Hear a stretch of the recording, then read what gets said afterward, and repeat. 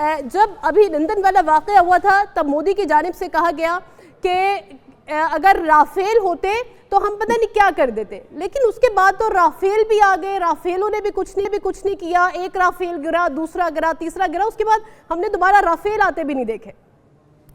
जी जी, देखिए आपने बड़ा एक अच्छा पॉइंट उठाया कि देखिए इस जब ये अभिनंदन वाला भी वाकया था तो आपने देखा पाकिस्तान, जैसे मैं पहले सेगमेंट्स में कह रहा था कि पाकिस्तान की जो स्टेटेड पॉलिसी, हम तो अमन चाहते हैं अपने खित्ते में, तो हमने तो अभिनंदन को भी वापस इसीलिए किया था एज ए गुडविल जेस्चर कि शायद उनको कुछ एहसास हो जाए कि इन जंगों का कोई फ़ायदा नहीं है, हमारे अवाम के लिए बेहतरी के लिए हम सोचते हैं, इस खित्ते की अमन के लिए सोचते हैं। लेकिन अनफॉर्चुनेटली उन्होंने बजाय हमारे उस गुडविल जेस्चर को पॉजिटिवली लेने के, जैसे आपने कहा, उन्हें राफेलों की जो है वो ख्वाहिशें इजहार कर दी, फिर राफेल भी आ गए और हमने देखा कि राफेल भी कुछ नहीं कर सके। देखिए बात ये होती है जब आपका नैरेटिव झूठा हो, जब आप एक ऐसे प्रीटेक्स्ट पे जंग करें जिसके के अंदर कोई सब्सटेंस ना हो, तो आपके मॉरल स्ट्रेंथ भी आपके पास नहीं होती। उन्होंने न जाने क्यों ये एडवेंचरिज्म किया।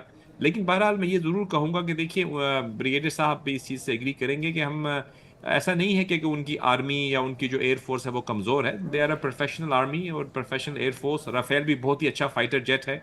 ये तो बल्कि मैं यूं कहूँगा कि हमारे अपने जो डिफेंस स्ट्रेटजी थी उसकी कामयाबी थी कि इतने एक वेल इक्विप्ड फाइटर जेट को, एक वेल ट्रेन्ड एयरफोर्स को आउट मैनूवर किया हमने, और हमने एयर सुपीरियोरिटी कायम की। मैं समझता हूँ, एक दफ़ा फिर ये कहूँगा कि it's not the gun that matters, it's the man behind the gun. आप किस तरह से उसको यूटिलाइज करते हैं। हमारा जो जहाज़ था वो हमने खुद डेवलप किया अल्हम्दुलिल्लाह चाइना की मदद से, JF थंडर, जो कि पाकिस्तान चाइना दोस्ती का एक फ़ख्र भी है, और इसके साथ साथ हमारे डिफेंस पैराडाइम के अंदर एक बहुत कलीदी किरदार अदा कर रहा है।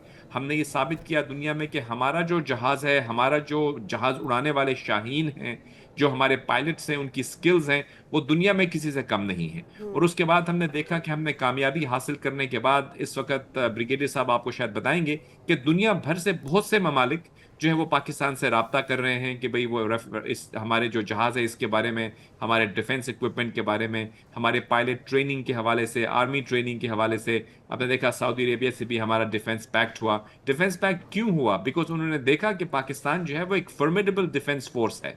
इसके साथ साथ पाकिस्तान इस्लामी दुनिया की वाहिद न्यूक्लियर ताकत है, एक रिस्पॉन्सिबल न्यूक्लियर ताकत है। कभी भी पाकिस्तान ने किसी पे हमला नहीं किया, ना कब पाकिस्तान ने कभी किसी के ऊपर ऑफेंसिव डिजाइन किया। लेकिन पाकिस्तान अपनी टेरिटोरियल जो इंटेग्रिटी है उसको बहाल रखने के लिए पूरी सलाहियत रखता है।